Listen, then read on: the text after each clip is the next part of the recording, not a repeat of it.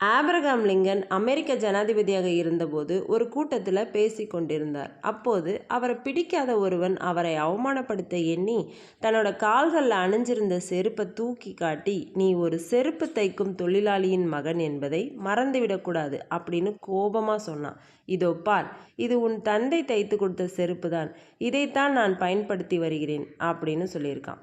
அவனை அமைதியாக பார்த்த ஆபிரகாம் லிங்கன், நான் ஒரு செருப்பு தைக்கும் தொழிலாளியின் மகன் என்பதை ஒரு நாளும் மறந்ததே இல்லை. உனது செருப்பு இவ்வளவு காலம் உழைப்பதிலிருந்தே தெரிகிறது எனது தந்தை எவ்வளவு சிறந்த தொழிலாளி என்று. ஒருவேளை இந்த செருப்பு பழுதடைந்தால் என்னிடம் கொண்டு வா, எனக்கு செருப்பு தைக்கவும் தெரியும், நாட்டை ஆளவும் தெரியும் அப்படின்னு சாதாரணமாக சிரிச்சுக்கிட்டே சொன்னார்.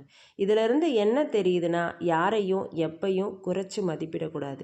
யார் வேணாலும் எந்த நிலைக்கும் போகலாம் அப்படின்றத நம்ம எப்பயுமே நம்ம ஞாபகத்தில் வச்சுக்கணும்.